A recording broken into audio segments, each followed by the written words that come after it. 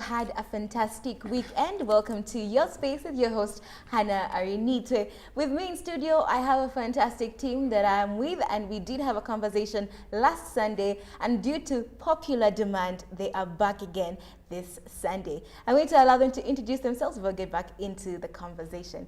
Hello, Doctor, and welcome to the show.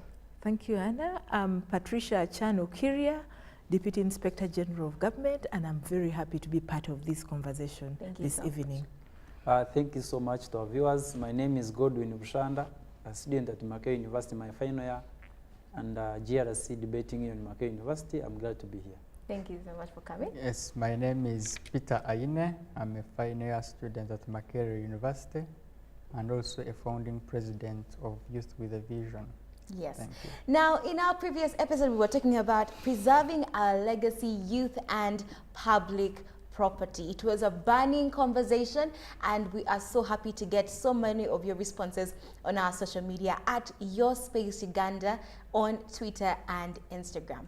Now, to go back into the conversation, we have ground that so many of us young people don't really understand the value of public property, first of all. The importance of public property for the legacy of this country and for our future children. And I think I want us to draw a picture, a broad picture on how bad it can get if we continue to ignore this. What is that deadly consequence that we could be facing if we refuse to change at this moment, Dr. Patricia? Well, the consequences of abuse or misuse of public property is very, very bad. Because one, in terms of the environment, it can cause environmental degradation, depending on how we dump and manage our garbage. Secondly, it affects even the performance, academic performance in schools or universities and institutions if other people are tearing off the pages of the textbooks. Thirdly, it broods bad working relationship. Yes. Bad working relationship in national institutions, in offices, and the structures within government. Thirdly, it even impacts on the performance of the government institutions. Because if money is misused or if property is abused, then we are not going to get service delivery, because a few people will have taken away what is meant to serve everybody else. So it has got its implications. And that is why, for me, in my day-to-day work, I deal with most of these cases. Cases of people who are abusing public property. For instance, someone decides to go and begin constructing on a wetland. We have written to halt such constructions, although there are constructions already on wetlands. And usually nature would deal with those. Yeah. When the floods come and sweeps away the structure, then the people who breach the law are the ones who are again making noise that bagala government bayambe. But public property needs to be protected because it's for the good of the public. Secondly, during the course of my work, I have also noticed and noted that there are some municipalities in this country which no longer have public land, because the land has been allocated to people for private use, and yet it is supposed to be for public use. So that land officer out there, your responsibility is to ensure that you protect what is for the public in terms of land, and ensure that such public land is used for public reasons. Parks, the green areas, most districts don't have those because it is all taken away by private individuals. So I think we need to protect what we have against encroachments by the private people. And then, for instance, look at a situation if land is supposed to be used for construction of a hospital and an individual has taken it away. The hospital would serve us all. Land is supposed to be for expansion of roads, and someone has decided to put his arcade or hotel or something on it.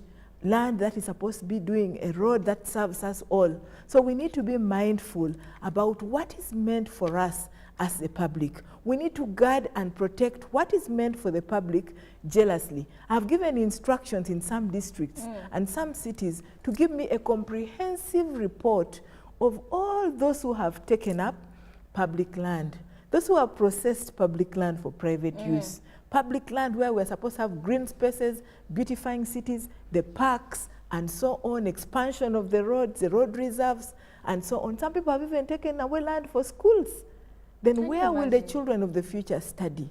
So we really need to take this conversation deeper with action as well to preserve and protect what is meant to be for the public, for the common good of all, for enhancement of service delivery in this country.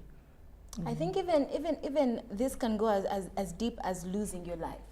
Yes. You know, you're taking. I already see. I've moved at night before and seen people take off manholes, city manholes, and people are busy falling in the manholes in the middle of the night and losing their lives. dear. You know, so it's quite ironical. So I want to now get it from a younger person's perspective. Godwin, how bad can it get if we as young people and we as the community refuse to understand that public property is for our own good and for the legacy of the country? Thank you so much to our viewers. I think Doctor has given an elaborate about all that, but I can give few discussions along that topic. One, when we misuse the public property, we are most likely to have low quality in terms, if I go to academics and we misuse schools, then you're going to have people we are going to go back in the 1986 when the president was telling how the education rate was in the country. When you go to hospitals, you're going to lose very many mothers, you're going to lose very many babies. When you go to environment, I've seen people excited and always happy posting when Kampala is flooding, and people are happy. And they are using that to criticize the government. But these are the people actually, there's a case I saw when they're chasing people from, is it Nachivugo? Yes. Yes, they were telling them, please get out. They refuse it. Please get out. They refuse it. So they ring-fenced the place and they chased them. But people are passing under the tunnels to go and sleep there. So the UPDF had to come and chase them. But people are making noise, see government to go back, where should we go? But we are saying, come on, we want to construct a stadium that's generating more income. The government should have public land, the government land that is going to use to bring public property on it, like she's saying. And it's very dangerous that even some municipalities, if they don't have public land, then we are most likely to lose. The government is going to reach a point, it's suffocated and overwhelmed. And what they're doing is good. They need a comprehensive report on which land can we construct something that is beneficial to all the citizens, not individual basis as Godwin I can benefit. Because, for example, you're going to see like UPE and UPS schools.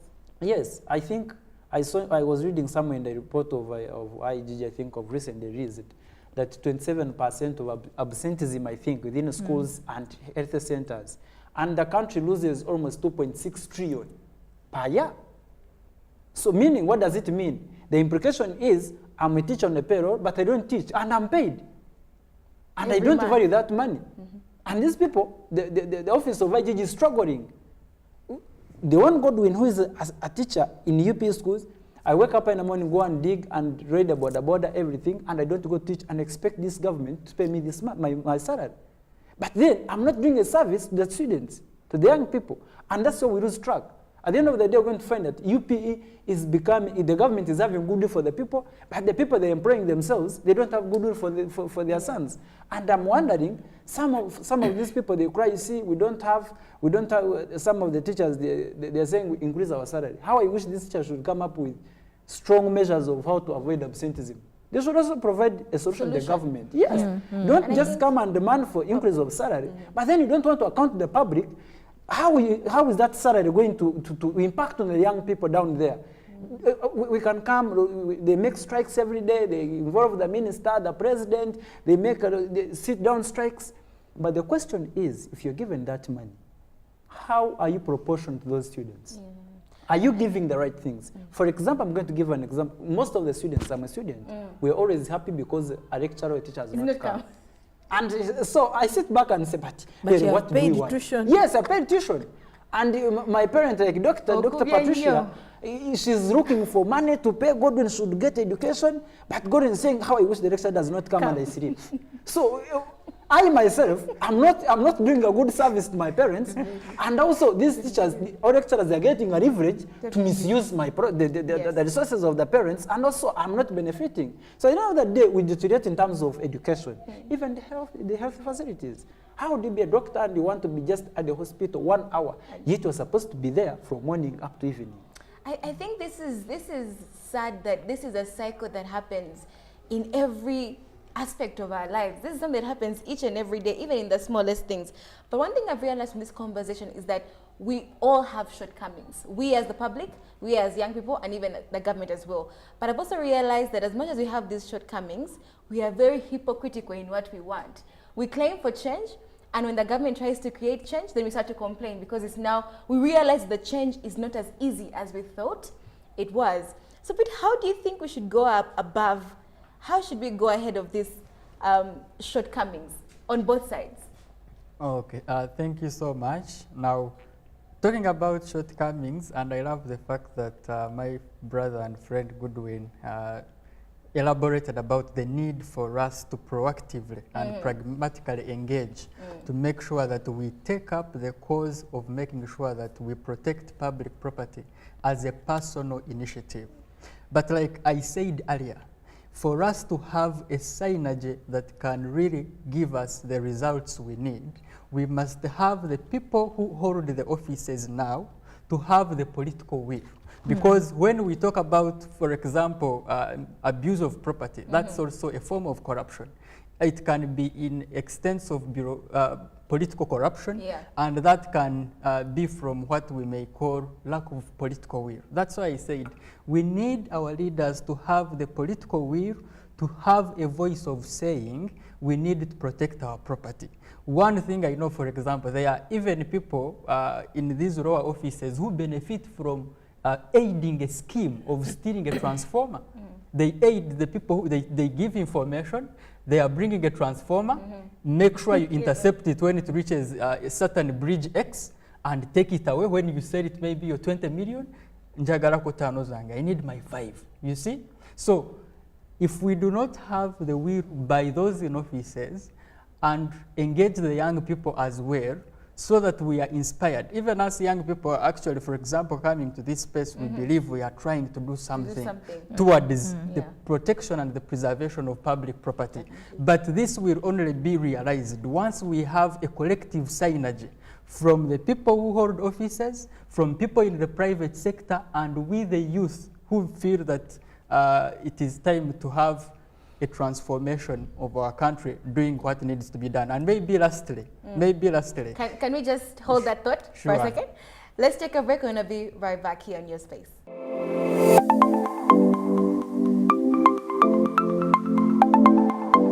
Welcome back from that mini break. You are still here on Your Space with your host, Hannah Arinite. The conversation is just getting hotter, and just before we went into for a break, we were still having a conversation with Peter right here about synergies and how we can play a part in that. Yeah, sure. Yeah, and the one thing I wanted to put across is that in achieving and realizing those synergies, at least I've attended some of the events organized by government, Patriotism Corps, and I realized in their talk about patriotism and loving our country, the one element that is not clearly made elaborate is that national character comes alongside transformation.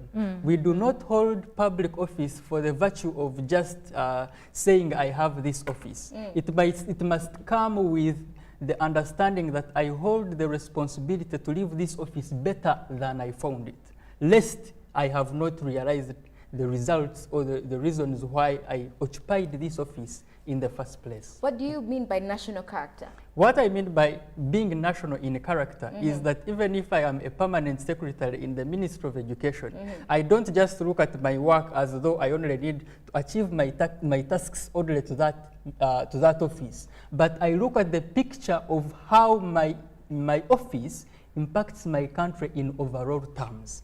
That gives me the momentum to work more proactively towards seeing my country being a better nation than I am in it right now.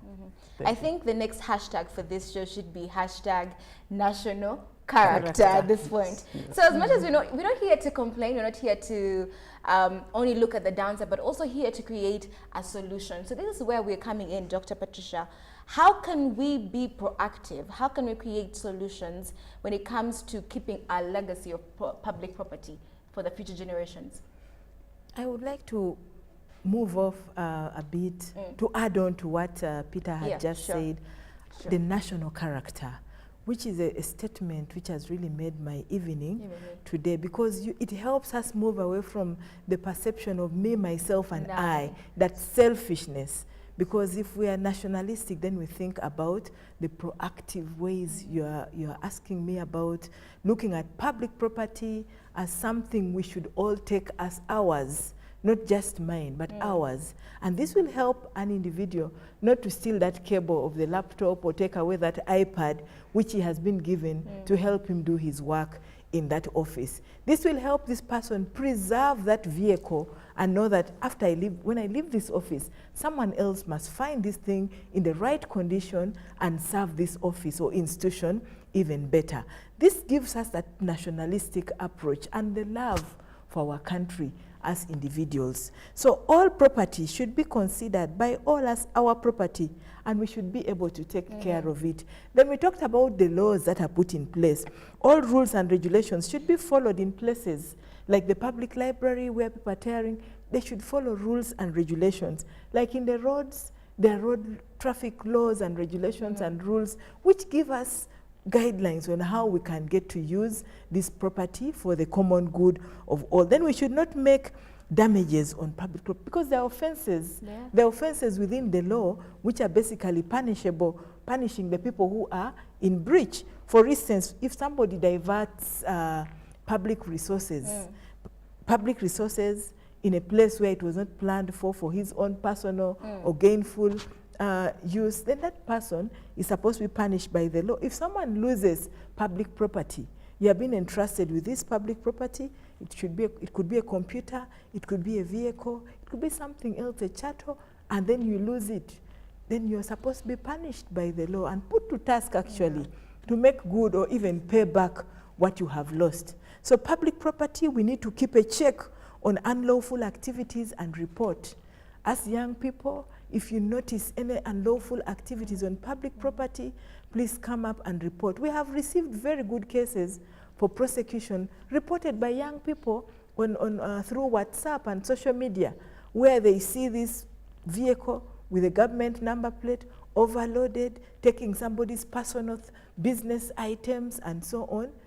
Report to us. Where you notice something like a criminal activity taking place in your constituency or in your spaces, someone is taking the sewage covers or road signs, please let us report those cases for action. We need to inculcate good social qualities in children and make them responsible citizens of this country, so that when they grow up, they will be able to hold these values and principles and be able to serve the country in a manner expected of them, yes. So now let's get into your side, Godwin. How have you actively preserved public property with your position, for example, as a young person? Maybe I could inspire somebody out there who is watching right now and would like to maybe take on active. Yes, thank you so much, Anna. I'm going to speak this in student perspective, maybe because I've been a student leader. Also in your personal experience. And my personal experience. One,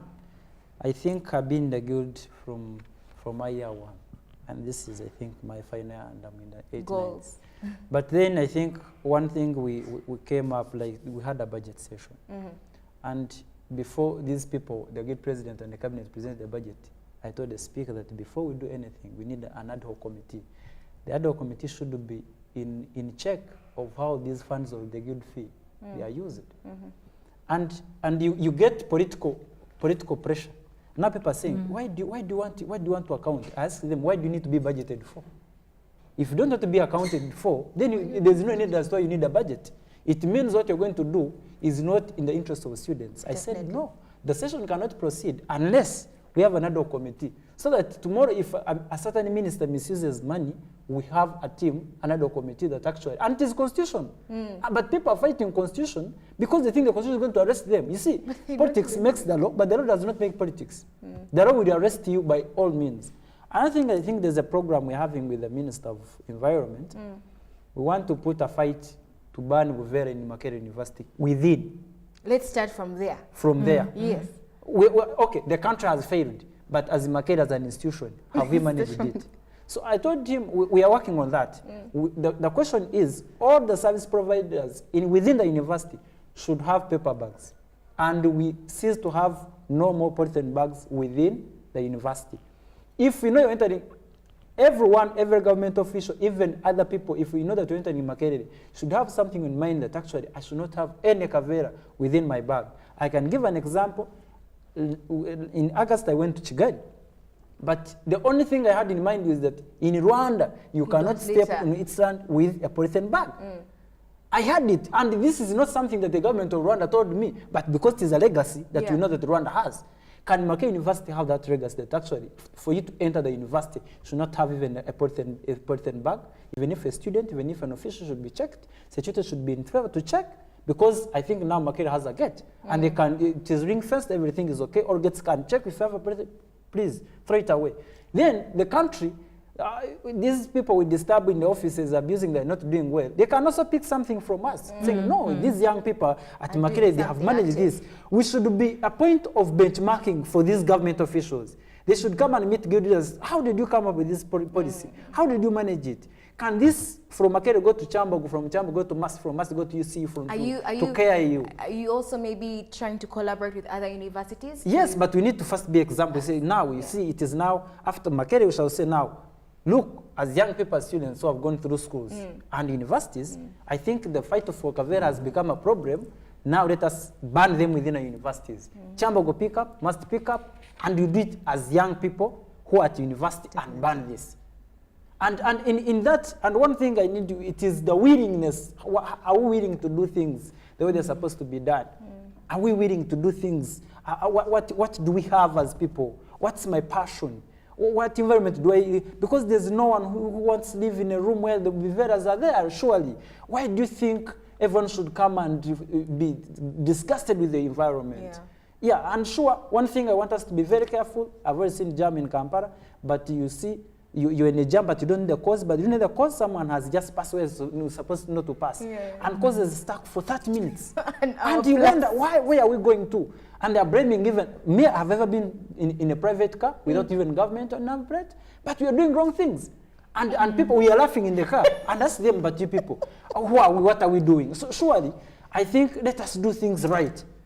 Let us do things right. Because the office of IGG and Dr. Patricia, they gain all this information when we're doing things right and what we're reporting is right. Minus that, surely I think we're going to lose it. But me, I propose the young people should be the agents of the country that we need to be. I was actually laughing at what you just said about the whole car incident, because you called me out. You called me out because I've been in that situation where you know, that has happened and I've never said anything, and we're actually laughing about it. Now I feel ashamed, and that's why I'm laughing. Please, cameraman, do not zoom in on me right now. But let's end this conversation with a bit of encouragement to the young people out there. You know, we have spoken so much, but I think we also need to encourage them that it's actually something possible. Peter, you could start. Yes, thank you so much. One thing, maybe just before I encourage, I realize that the whole issue about property and public property and its protection and preservation is a question of stewardship. Stewardship. Yes. Sure. If I am entrusted with someone's property, if they cannot find me with that same property, at least they should find when I've doubled that property, not when I have destroyed it or lost it. So, to encourage our viewers, I just want to encourage you that the journey of transformation requires us to be ready for the long haul. Transformation does not come or happen in a single day. We cannot have the country we want in just a dream. But we must be prepared to make the necessary steps. When I was a head prefect at Intale, we had a Go Green campaign. And we used to tell people, do not trespass. Don't trespass. Don't step on the green. But the intuitive mind behind that was to show people the need to protect even that little grass. You know, it's grass there, but you need to protect it in order to preserve the environment. So begin by laying your bed. When others are in university and they are stepping on the grass, use the walkway. There is a reason why there is a walkway. If you find the tap flowing with water, close the tap. I assure you, in 2 years, in 3 years, when you are entrusted with that big office, You do the right thing. like Dr. Patricia, you will be doing far better. Thank you so much. Yes, Dr. Patricia, as we end. Yes, as we end, I think it's important for young people to continue amplifying their voices out there and make a contribution in the fight against corruption. And to our distinguished viewers, I encourage you to use your spaces, get involved at initiatives aimed at preserving and protecting public property and fighting corruption. I implore upon all Ugandans to be patriotic and to protect and preserve our legacy, because this Uganda is ours and we must live in it in harmony. To enjoy Uganda, we should be able to protect and preserve what God has given us in this country. Thank you very much. Yes, Godwin, as you get done, Yes. keep it short. Very. I'm going to be very brief. One, I'm telling the young people we should not tire from transforming this country, and we should, if we have knowledge that you need to impact the society, please do. And when you see something wrong, maybe in corruption areas, I need to report to the office of IGG, please do. Honestly, let us not insulate these culprits, but let us just open them the space and we avoid this, the damage of the public property. Other than that, young people, we should never be insulators of corrupt people. Thank you so much for honoring my invitation to the show. It's been a lovely time having you right here. This is Your Space. See you again next Sunday on UBC 5 p.m. It's me, Hannah Renite. Bye-bye.